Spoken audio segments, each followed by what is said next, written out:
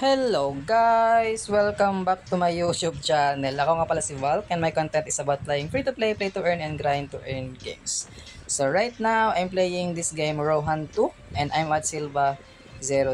So in this video, I'm going to talk about my weekly cash out and the progress of my character as playing this game 1 month na. So 1 month na guys playing this game. As you can see, meron tayong code dyan na Rohan 2 THX 1 month. So if you kunin nyo na guys bago pa siya ma-expire.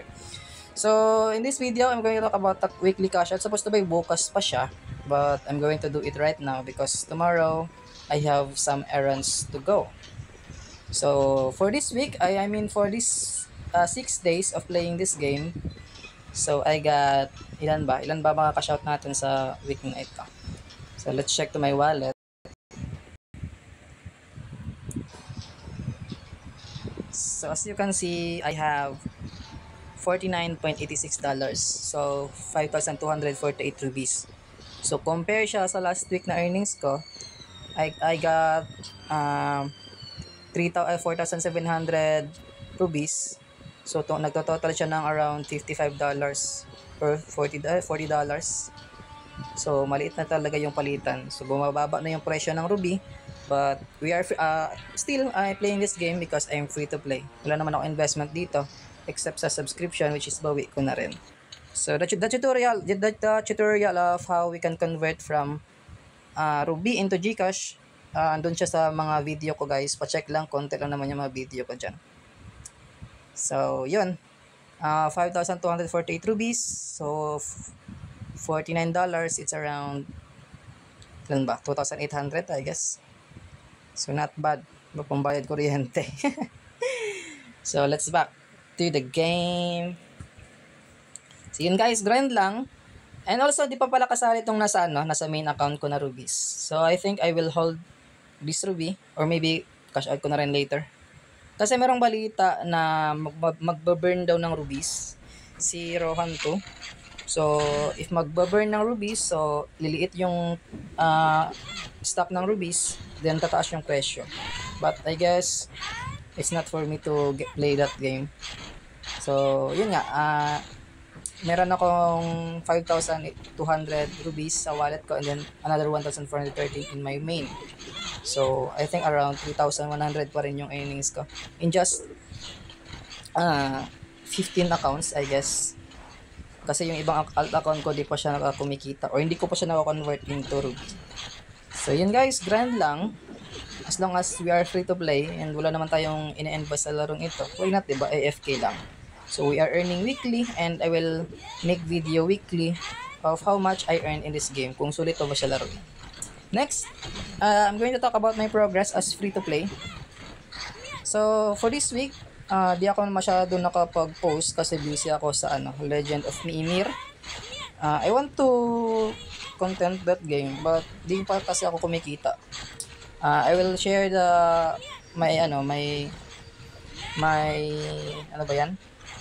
my experience, yung ko. I will share the gameplay of that if sure na kumikita na. Kasi medyo mahirap yung kitaan dyan eh. Hindi siya kagaya ng dito na automatic convert siya doon sa Legend of Ymir. Direkta token siya. And then kailangan mo pang magpa-level ng mataas to earn in that game. But back to the video. So my progress is this. Actually nakakuha ko ng earrings. Yung dalawa binenta ko na through Gcash. Diba, extra income na rin 'yan. Dalawang earrings, plus 20 ko na at saka ginagamit ko na rin. It's because I need damage. And I want to go to the final map of this game, which is here in East Brahan Island. So andyan mayroon diyang mga drop na syempre mga purple na mga items, and then mas mataas yung map, mas maganda yung bigaya. So my progress is this. Meron akong boots level 19 na enchant ko na, naging 81 siya, so magagamit ko na siya. So level 20 na yan guys, and I focused on HP regeneration. Hindi ako nakafocus doon sa Eva or accuracy kasi PvE lang ako, and my content is about earning, not PvP skills. And also I got these earrings dalawa. So dalawang earrings na plus 20 tsaka isang boots na plus 20. And then, to those who are asking kung paano ko po nakakuha yan as free to play, syempre, alam na ng iba yan na alt jutsu. So, using your alt. So, right now, I'm working on my pants and gloves. So, as you can see here in the guild storage, yan, nilalagay ko lahat ng mga resources na pwedeng i-combine tsaka pwedeng i-enhance. And then, I will use my alt to enhance those gears. Di ba? As you can see, merong event ngayon na merong mga brilliant. So, we can maximize that event so that we can upgrade our character. So, here, galing yan sa mga alt ko. Then, I will claim that. Knows ito. And then, bibenta ko gamit yung win ko. But you don't need to use ghost trading or P2P or 1:1 trading in this game if you can use your own guild. Diba? Solo lang naman ako, so di yan makukuha ng ibang members. So as you can see here, diba? Paldo, claim, 289 agad. Ilang crowns yan, diba? So I think the price of crowns right now is 35.70, 140 to 80. Ilan na? 35, 70 times 4. Bobo ko sa mat 3. Ilan? So around 16? Or 8M. 8M crowns. Ilang araw na AFK yan guys, di ba? Kung low level ka. But since we are high level, easy crowns lang tayo dito guys. So right now, mayroon na tayong 1,702 ruby. And I think the price of that in PHP is around 1,000 na rin. Diba? Not bad as free to play like me. So ito rin guys, dito sa guild ko, progress ng guild ko, diba? As solo guild, diba? Lahat ng members yan, akin yan. Diba? Akin yan lahat. Rank 9. So can see rank 9. Solo guild rank 9. Diba? Sa ranking rank 9. Free to play rank 9. So, sana di ako makos.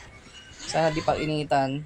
Kasi, yun ya. Wala naman akong piniprevision yung ibang player. So, yun. So, right now, meron akong PS 93k as free to play. So, konti na lang, magiging purple na siya lahat. But for now, I will focus on the armor so that I can get to the last map of this game. So, yun lang guys. Keep grinding. Meron pa rin kitaan sa larong ito as long as masipag ka lang. And then, maraming updates si Rohan 2, which is free to play friendly, na pwede natin i-maximize so that we can earn in this game. Disclaimer ulit guys, this content is about earning, not to brag those items that I have. Di naman ako kumakaskas gaya ng iba. So, yun nga, pag sinasabi ng iba na dead game na ng larong ito, so I don't care. As long as I can earn, I will keep playing this game. So next time, I will show to you the other tips of this game so that we can earn more efficiently. Lalo na may nag-comment kung paano daw gumawa ng out na hindi ka masyadong nahihirapan. So tatlong steps lang siya. Then AFK mo siya, then level 14 na. Then yung iba kung paano gagawin sa guild, yan, ito na guys. Lagay nyo lang yung mga alt nyo sa guild, then pa-level nyo konti. Then AFK nyo lang, kunin nyo pa after 7 days. Offline nyo yan lagi. Then you can play other games so that you can earn in the other games. So, yun. That's it for this video. Thank you guys, and out.